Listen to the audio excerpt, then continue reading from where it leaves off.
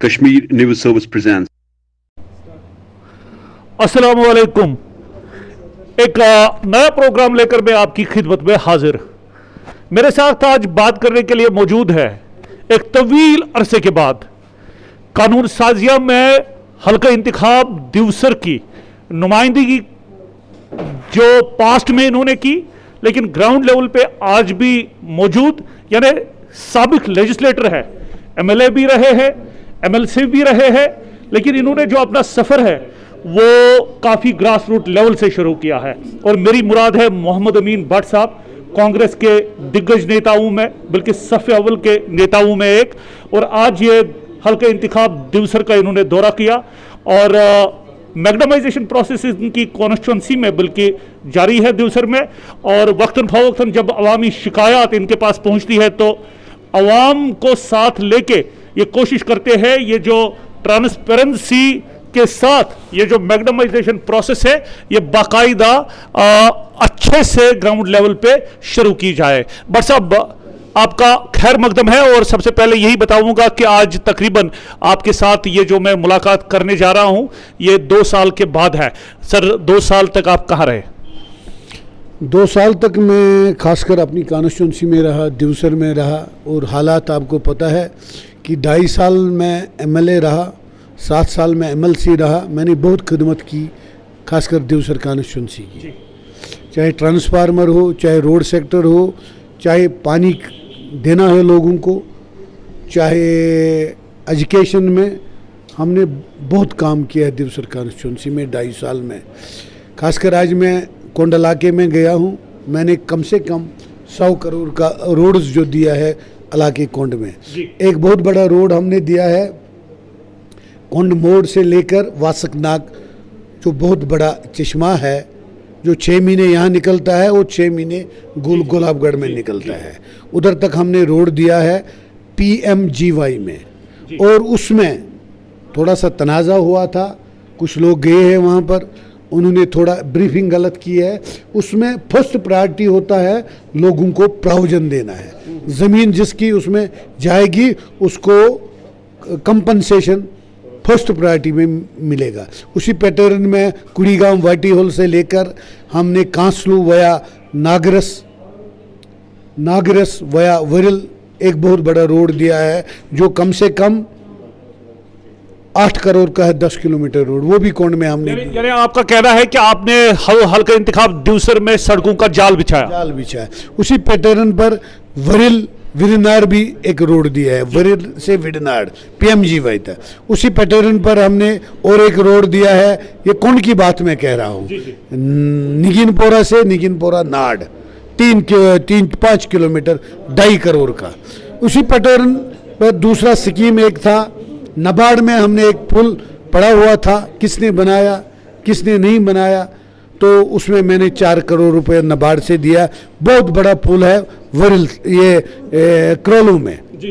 तो भट्ट साहब, ये बताइए, हमने देखा कि आपने कोविड में भी काफ़ी अच्छा काम किया। ये कोविड का जो कोहराम है ये बिल्कुल 2020 मार्च से जारी है, तो कहाँ कहाँ आप गए और क्या क्या लोगों के लिए किया? पिछले साल भी मैंने बहुत सामान दिया कोविड में, खासकर हमने दिया मास्क, सैनिटाइज़र, साबुन, चावल, वो किट एक बना के दिया जिसमें तेल, खांड, चाय वगैरह होता है।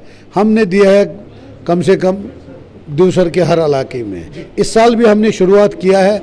मुझे पुलिस नहीं छोड़ता है, बड़ी बदकिस्मती है कोविड की वजह से कि अलाउ नहीं है। मैंने हर जगह पहुँच, हाँ, मैंने मास्क, मैंने किट्स और मैंने खासकर मैंने साबुन वगैरह दिया। और उसमें जो इम्पोर्टेंट है ऑक्सीजन कंसंट्रेटर जो मैंने लोगों को दिया है।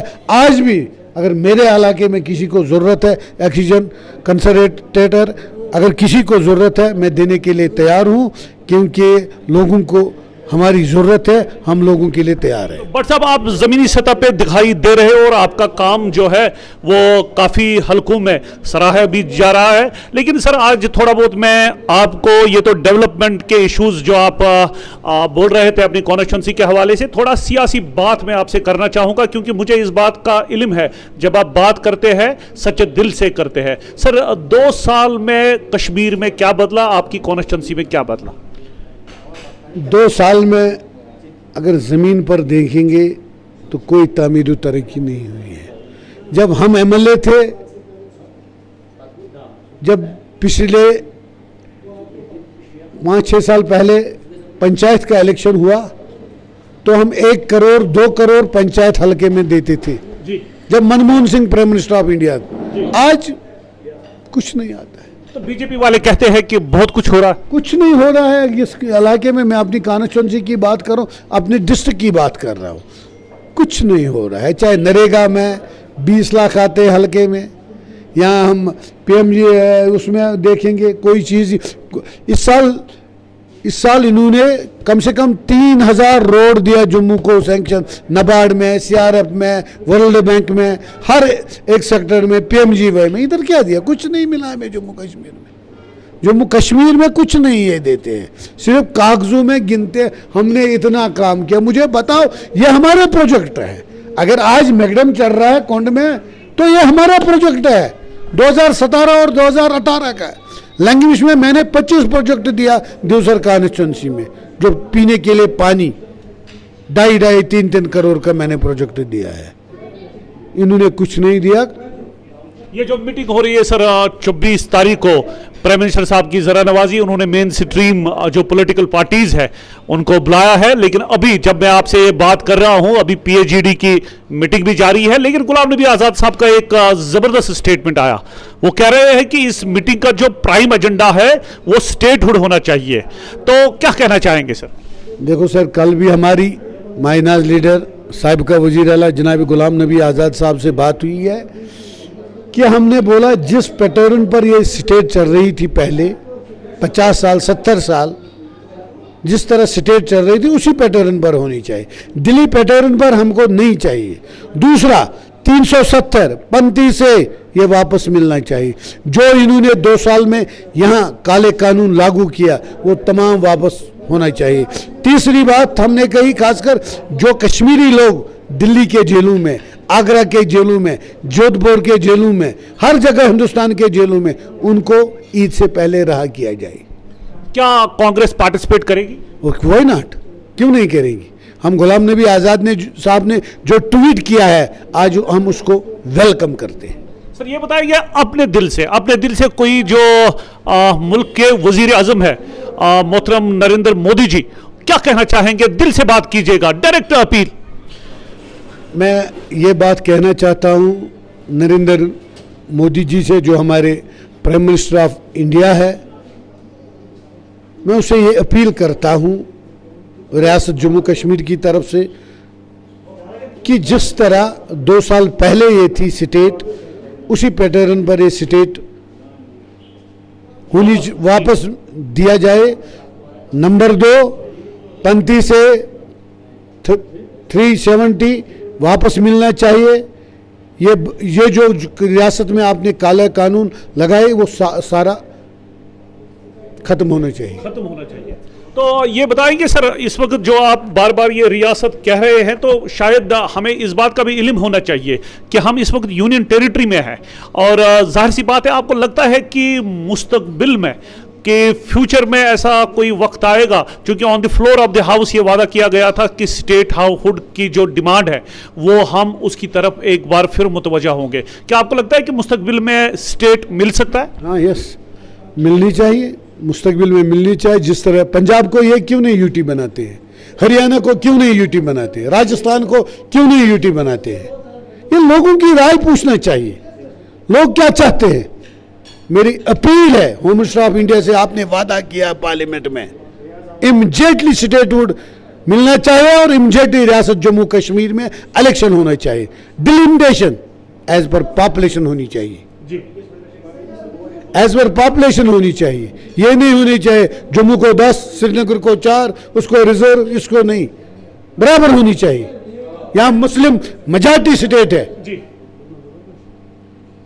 यहाँ मुसलमान चीफ मिनिस्टर होने चाहिए जी, मुसलमान चीफ। हाँ, लेकिन अगर हिंदू भी बनता है तो हर्ज क्या? किस तरह बनेगा? ये मुस्लिम मेजॉरिटी पंजाब में क्यों नहीं, वही नॉट हिंदू। दिल्ली में मुसलमान क्यों नहीं बनता है, गुजरात में क्यों नहीं मुसलमान बनता है, यूपी में क्यों नहीं मुसलमान बनता है? यूपी में 5 करोड़ मुसलमान रहते हैं जी, क्यों नहीं बनता है? ये मुस्लिम मेजॉरिटी स्टेट है, यहाँ मुसलमान चीफ मिनिस्टर बनना चाहिए, वो भी कश्मीर का बनना चाहिए। तो भट्ट साहब ये बताएंगे कांग्रेस के हालात आज जम्मू कश्मीर यूनियन टेरिटरी में क्या है? ऐसा लग रहा है कि कहीं एक जमाने में कांग्रेस के दिग्गज नेता ग्राउंड लेवल पे दिखाई देते थे, लेकिन कांग्रेस शायद बैकफुट पे आई है। क्या वजह हो सकता है? कांग्रेस में जब से दिल्ली में हुकूमत हमारी ख़त्म हो गई तो कांग्रेस पूरे मुल्क में कमज़ोर हो गया, और जो पुराने लीडर हैं उनकी तरफ तवज्जो नहीं देते हैं। जो काम करने वाले लीडर है रियासत में, यहाँ दिल्ली में या हिंदुस्तान में, उनकी तरफ तवज्जो नहीं देते हैं। ऐसे लोगों को बनाते हैं, 4 दिन जनरल सेक्रेटरी रहते हैं, दूसरे दिन इस्तीफा देते हैं।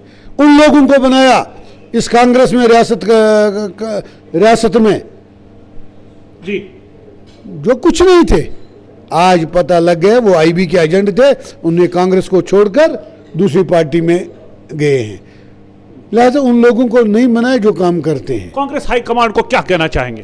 कांग्रेस हाईकमान को करना चाहे जो काम करते, गुलाम नबी आज़ाद को फुल पावर्स देना चाहे हिंदुस्तान में, क्योंकि वो मजबूत लीडर है, वो इंटरनेशनल लीडर है। अगर कांग्रेस वो रियासत में मजबूत देखना चाहते हैं, रियासत जम्मू कश्मीर में, बिकॉज ऑफ गुलाम नबी आज़ाद। आज सोनिया जी को जो उनका स्टेमिना था, उनकी भी दाद देनी आपको पड़ेगी, क्योंकि इतनी लेडी होके सब कुछ संभालती है। या राहुल गांधी, एक फैमिली लेगेसी होती है, इतना क्रिटिसिज्म बर्दाश्त करके फिर भी कांग्रेस जो है वो ग्राउंड लेवल पे दिखाई दे रही है। राहुल गांधी ने भी अच्छा काम किया है, मजबूती से काम किया है। सोनिया गांधी भी अच्छी काम करती है, प्रियंका गांधी भी अच्छी काम कर, ये होते हैं कुछ दिन जी। ये मोदी साहब जो क्रिमिनल नारा देता है, क्या करेंगे इसमें? मुझे कोई मौलवी सामने आएगा बोला ये है इस्लाम खतरे में, मैं क्या करूंगा उसको? इसको तोड़ करेगी प्रियंका गांधी, राहुल गांधी। इंशाल्लाह यहाँ कांग्रेस की हुकूमत आएगी, पूरे हिंदुस्तान में कांग्रेस मजबूत है। एक आखिरी सवाल, अपने जो आपके प्रेसिडेंट है, स्टेट प्रेसिडेंट मीर साहब, उनको कोई सजेशन देना चाहेंगे? उसको भी देखना चाहिए कौन काम करता है, कोई काम नहीं करता है। उसको अपनी जगह पर वो शहबाज पीर है, उसको पीर बोलते हैं, खान है, तो उसने कुछ गलती की है या नहीं किया गलती, तो 2 दिन में एक्सपेल किया है। मैंने उसको बोला आपने बहुत गलत किया है। अगर हमारे लोगों में से कुछ लोगों ने गलत किया है, हमने एक मेमोरेंडम भी दिया है, हमने सब कुछ दिया है, हमने सारा कुछ दिया है, उसको पता है, हमको एक्शन नहीं करता है, क्योंकि वो अपनी कॉन्स्टिट्यूंसी है। उसको एक्शन करता है, दूसरी कॉन्स्टिट्यूंसी में एक्शन नहीं करता है, क्योंकि हमने प्रूफ दिया है। लिहाजा मैं मीर साहब भी अच्छी तरह से मेहनत लगन से काम करता है, मुझे कोई गिला नहीं, मगर उसको देखना चाहिए। अगर मोहम्मद अमीन भट्ट काम करो, इसको अपनी जगह पर रखिए। अगर दूसरा, इतने कांग्रेस में जनरल सेक्रेटरी है, इतने वाइस प्रेसिडेंट है, कोई काम ही नहीं करता है। कांग्रेस को तबाह किया इन लोगों ने। इसको एक ऑपरेशन करने की जरूरत है, कांग्रेस फिर मजबूत हो जाएगी, जिस तरह पहले थी उसी तरह मजबूत हो जाएगी। कितने ये पूरी यकीन है आपके, अगर इलेक्शन होते हैं कल की डेट में, मोहम्मद अमीन भट्ट साहब लोगों की यहाँ से एक बार फिर चुन के आएंगे? इंशाल्लाह रहमान, जो मैंने काम किया, जो मैं करता हूँ भी आज भी, इंशाल्लाह रहमान हम लोगों की खिदमत करेंगे जब तक हम जिंदा है। इंशाल्लाह रहमान हम जीत के आएंगे, और इंशाल्लाह रहमान यहाँ कांग्रेस मजबूती के से रियासत जम्मू कश्मीर में आएगी। भट्ट साहब, आपने दिल से बात की और ऐसा लग रहा है कि आपके हौसले काफी बुलंद है। इस उम्मीद के साथ कि भट्ट साहब जैसे नेता हल्का इंतखाब दिवसर के अवाम की नुमाइंदगी भरपूर तरीके से करने में कामयाब होंगे। अब मुस्तकबिल ही फैसला करेगा कि भट्ट साहब ने जो काम किया है कि लोग इनका साथ किस हद तक देंगे। आपने सर दिल से हमारे साथ बात की। आज के प्रोग्राम से इजाजत, अपने साथी जावेद के साथ, खुदा हाफिज। Thanks for watching Kashmir News Service.